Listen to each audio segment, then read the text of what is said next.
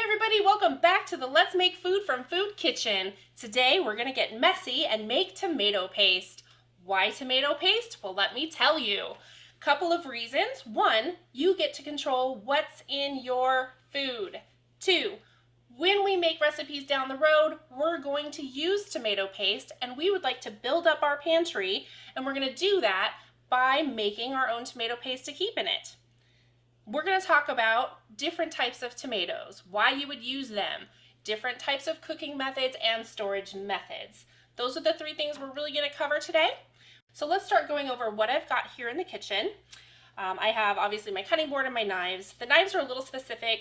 This is a serrated edge. Whenever you're cutting a soft tomato, anything with a skin like this, a serrated edge will do the job a lot better than a straight edge. I have the paring knife though, because I'm going to peel the skin off and show you how to do that, and that does a lot better with a paring knife versus the serrated edge. So we'll talk about that a little bit more. This is a sieve. It's sort of like a strainer, acts like a strainer, but it's got a really fine mesh so that you can push the tomato through, leaving behind the seeds and the skin, which you don't want in your tomato paste. I've got my bowls, and we're going to show you the most basic method to making tomato paste. However, if you have a blender, your process gets a little easier and a lot faster. So we're going to show you that. We have our cooktop with a pot. You'll definitely need something to reduce your sauce down.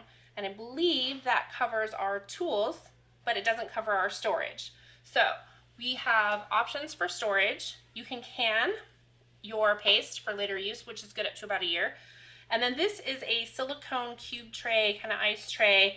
You can use a non-silicone, like the hard plastic ones. It just might be a little more difficult to get it out, so that's really a preference. This is more of a convenience to have the silicone, so you can just pop them out when you're ready. These hold 3 tablespoons. Fun fact, most recipes that call for a little bit of tomato paste, it's just a couple of tablespoons, so these are super convenient. So we'll be talking about that as well. Once your tomato cubes are frozen, you can pop them out of the tray and put them in a Ziploc baggie or glass container, whatever you prefer to store it in the freezer.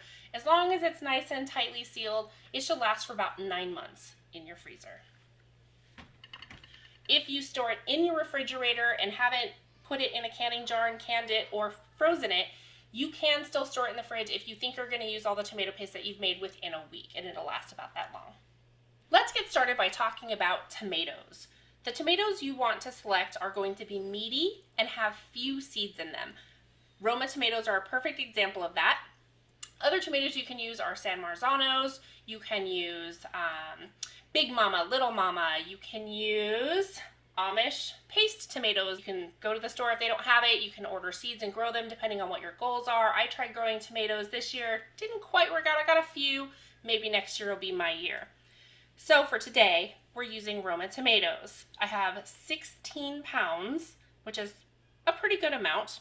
What we're going to do is the first method I'm going to show you is the completely most simple method you could possibly use. Whatever method you use, quarter your tomatoes lengthwise with your serrated edge. You're just going to cut, and you're going to do it 2 more times, just like that. So the next step we're going to do, we're going to take our paring knife and we're going to set our sieve aside.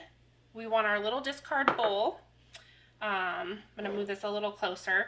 So we have our paring knife ready to go. We have our tomato. We're going to take our thumb and we're just going to I'm holding it like this right here so that I can peel these seeds off.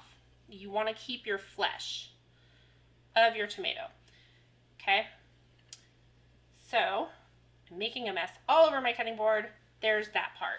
So then the next thing, you have to take this skin off. I'm going to hold it right about there, and I'm just going to run the knife along the flesh the best way that I can. Please be careful of your fingers. You can see it's kind of peeling off. But tomatoes are pretty delicate, and so as you can see, it can be a little bit of a struggle to get that to happen, but you will eventually get there.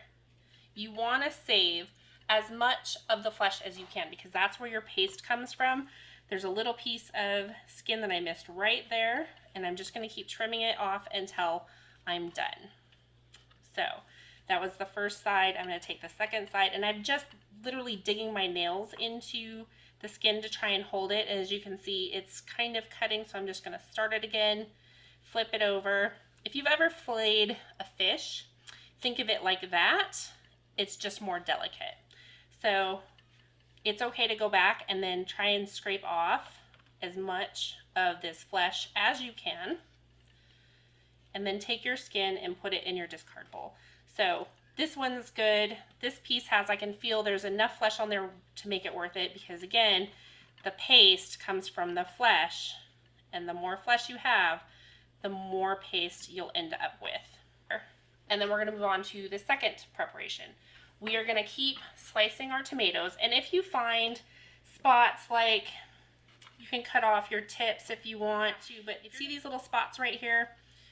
This kind of spot you wanna cut out. Okay, any little dark spots need to go. If it's a soft spot, it can stay if it just the flesh feels soft, but if it's a dark spot, cut that out. Can you see that? All right, we've moved on to the next method where we are just simply cutting our tomatoes, checking each one.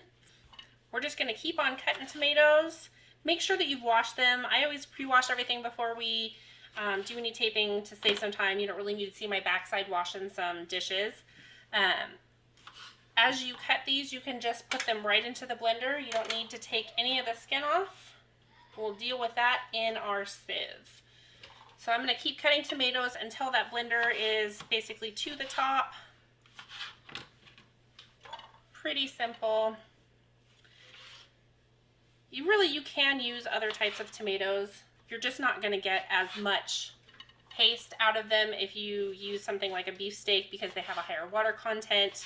So if you're trying to use up tomatoes that you have, you could do that, but I suggest using Romas specifically, or any of the other ones we've talked about. Okay, we'll do one more, and that should call it good for this particular blender. We're going to put on, and what we want to do is turn it into the sauce, so it's going to look like a tomato sauce. Kind of loud, sorry. There we go. And that looks good. All right, so the next step we are going to do is run our tomatoes through the sieve. I'm going to do the little one first. This is the most basic method with the least amount of tools, so this is the one that we peeled. I'm going to grab my sieve, put it in the bowl, and I'm going to take the tomatoes and put them there. I'm going to take my wooden spoon and just push it through. So you want the flesh of the tomato going through the mesh while any other little bits stay behind. This also helps mash it down into a puree that the blender did. And what you'll see is it'll start to come through the bottom. Can you see this right here where it's down there? And then you can, if it doesn't fall out, you can scrape it. If I was doing a big batch of tomatoes this way, it would just naturally push itself through. But this is what you get through this method. All of the stuff you don't want is left inside the sieve, and the rest goes down into the bowl, like so. Here's what we have. So that's what it would look like if you did it by hand instead of using the blender. You can also do this directly into the pot that you're going to cook into, but for the purposes of this show, so that you can see as it happens, I wanted to start it in this bowl. Next, we're going to cover the blender method. Just securely hold this on so it doesn't slop around, and you're just gonna pour some in there, like so. Sounds kind of funny. Just gonna pour it all in there. And since I have a bunch of tomatoes to do, I'm not going to worry about scraping every little bit out yet. And you're just going to start scraping the bottom. You're going to just continue to do that, and you can see that the seeds have not been pulverized, which is what we want. We don't want the seeds in there. So what's going to be left behind through this process is that skin that we didn't have to spend time cutting off, and the seeds. And then what we'll have left in the bowl, which you can see is starting to get the paste in there, it's falling through. It's more of a sauce right now, not a paste. Otherwise we wouldn't have to cook it down, huh? So we're just gonna keep this method going. And it does take a little bit of time, and this process is not a quick one, so do know that. set aside a block of time when you are getting ready to do your tomato paste, because it won't be fast. Obviously, the more equipment you have, the faster the process will go. If you have a giant garden of tomatoes and you plan on canning them all, my advice would be to get some tea or some snacks or some wine and call your friends and say, hey guys, I'm having a party, come on over. And then when they show up, surprise, we're making tomato paste, what a fun party. They might not be happy, but if you bribe them with your snacks or whatever it is, maybe they'll help you out. It's just an idea. You don't have to do it. I'm just saying. I mean, I would. I remember when I was growing up, we used to do that. Not a party, but as a family, out of necessity, we would get produce from Dad. I kind of grew up in the country. We would get our produce from neighboring farms. And then I would sit with my mom and my brother, and we would peel things, cut things, snap things, whatever it was, and we would spend days canning foods. And I did that for, I don't know, the first 10 years of my life. I can remember we did that until we moved kind of closer to the city, and my mom stopped doing a lot of that stuff. All right, so we're starting to get there. I want you to look at what I've got left in the bowl, but we're not done. You really just want seeds and skin left, and I can still see pulp in here. So if you look, you can still see pulp in there. This is probably the longest part of this whole process, is getting it through the sieve. Now there is another tool that you can use. I don't have one. Maybe someday somebody will buy me one for Christmas. It's called a food mill. And then that makes this process even easier because you put it through the food mill and it does this for you, which I think somebody should be watching this and buy me one, like, you know, my husband, please.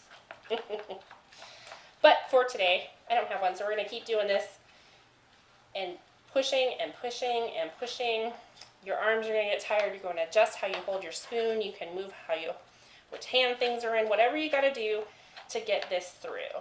So the reason that I have so many pounds of tomatoes, the 16 pounds, it doesn't really make sense for me to go through all of this work to end up with 4 ounces of tomato paste, especially if I'm building a pantry. So I'm going to spend this time and effort to do it once, so I only have to do it once in a while, instead of having to go through this process every time I need a small amount of tomato paste. Some other things to remember when it comes to your tomatoes is the flavor of the tomato you buy is going to be the flavor of your paste. So I don't recommend buying a tomato that looks pale, that doesn't have good flavor to them. That's just going to result in a paste you're not going to be as happy with. So choose your tomatoes wisely. And as always, buy what you're comfortable with. One of the things that we're always going to be talking about is don't feel like you have to go out and buy a blender. Don't feel like you have to go out and get all of the expensive equipment, a food mill, things like that. Silicone ice trays are super nice to have, but it's not a necessity. It's really not. If you don't even have an ice tray, put it in a little jar or a little bag or whatever it is that you can put in the freezer. No shame in anybody's game. Really, whatever you're comfortable with is what you should do. Something to think about when you're doing this and you're going through all this work and, why did I decide to do this? Okay, here's the deal. When you're building up a pantry to make food from food, it makes sense to have all of the basic needs that you use in your cooking style. For example, we did vinegar early on, which we will use in a lot of our recipes, so it didn't make sense to make a tiny little jar. It's something that I'll be able to use over and over again, and I have the convenience of already having it made. And the same thing applies to the tomato paste and anything else that we make in bulk. There's reasons for it. I'm not making a large amount just for the fun of it. I want my pantry to be ready to go. Down the road, as we film, you're going to see it stocked up. And you're gonna watch me reach over and grab, oh, there's my vinegar. Oop, here's my tomato paste. It's all gonna be ready to go, but it's gonna be things I've made and hopefully that you've made with me. And then you can build your own pantry. The things that we're making, there's usually a method to the madness. I made vinegar and now I'm making tomato paste. Those two ingredients are specific to another recipe that's coming up real soon. So you'll see how that's all gonna work out and the benefits to having that. Okay, let's check the bottom again. Again, just make sure that you get the seeds off of whatever you're using so that it doesn't fall into your bowl. I think I am good with this. And just really, really seriously save as much as you can because that is going to affect your end result. And when we're talking about ounces, it kind of does matter. So I'm just going to take what's in here. I'm going to scrape it into this bowl. And good. So the next thing I would do, I would move my bowl back out of the way and start slicing some more tomatoes. You ready? And through the magic of TV, we are done with this step. So what's next? Well, we're going to clean up this, get it all out of the way, and then I'm going to bring over the cooktop so that we can start our next step. I'm not going to wash any of this right now. I don't want to bore you to death with all of that. But once again, we are ready for the next step. What we need to do is reduce down our sauce into a paste. So we have to heat it up. We have to get all the water evaporated out that we need to make that paste. I'm going to turn on my cooktop and I'm going to turn it up. And then I think we'll start there. So we want to get it nice and hot at first, but we want to also not burn it to the bottom. So it's really important that we pay attention to our temperatures as we go. I'm going to take the sauce and I'm just going to, I think I'm going to try and pour it in. We'll see how messy it is and hopefully it's not too bad. We're going to pour a bunch of it in there. I am going to make a big mess. That's okay. It looks like the whole bowl is going to fit anyway, which I didn't think it would, so bonus for me. All right. So this process takes a little bit of time, but a lot less effort than pushing it through the sieve. So I'm basically just waiting for this to heat up and I'm going to see it start to simmer. Once we get to that point, I'm just going to keep an eye on it. I don't want it to start sticking to the bottom. So it's all about patience with this step, and I don't know, maybe have something to do on the side, but I wouldn't leave it unattended for too long. Then you risk that burning, and once it's burned, you could ruin the entire batch, and that was a lot of work. We don't want to do that. So we're going to wait for it to boil, simmer, whatever it needs to do to start getting that water content reduced out of here. Once it does that, we're going to turn it down just a little bit as it gets a little thicker so that it doesn't start to burn to the bottom because that water content's gone. And you'll start to see the consistency that looks like the paste, and once it gets there, then we're good to go. We can cool it off and start the next step.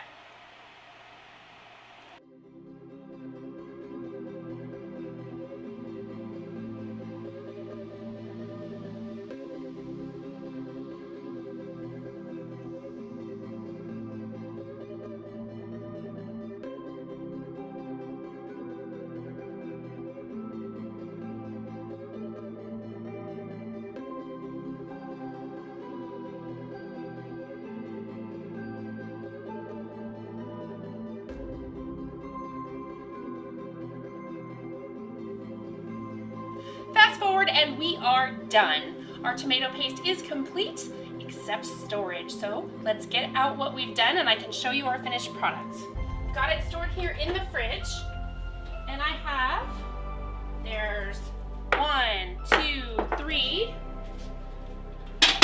whoops, almost broke that one, 4, 5, and 6 jars of paste, and I also have our lovely tray of frozen. Let's see, I'll put this right over here. So each of these is 4 ounces, about 4.02, so close enough. And each one of these is 3 tablespoons. We have quite a bit. 50 ounces is what we got out of our 16 pounds of tomatoes. So the last thing we need to do is prepare this for storage if we're not going to use it right away. Remember, if you're going to use it right away, pop it in the fridge for a week, you're good. If you're not, you're going to want to give these a hot water bath for 15 minutes, then you're good. These store in the freezer for up to 9 months. I've got a couple of different container options. I have just your trusty glass container with my lid labeled for your dates. And this is something I haven't talked about. I like to do this. I just fold the tape over so that when I'm ready to take it off, you don't have to pick at it. And then just Ziploc bag. It's your other option.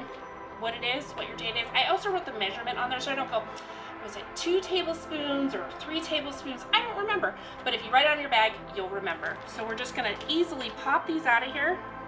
This is what it looks like. Put it in your bag, however many you want. Put it in your container, however many you want to keep in there. You are good to go. So once again, when you make your tomato paste yourself, you're gonna get a better flavor and you're gonna get a product you know what's in it. As always, if you liked this episode, please hit the like button. If you enjoy this sort of content, please consider subscribing to our channel. Press the bell for notifications, and as always, our recipes are in the description. If you'd like to suggest an episode, please do so in the comments below. And as always, from our kitchen to yours, let's make food from food.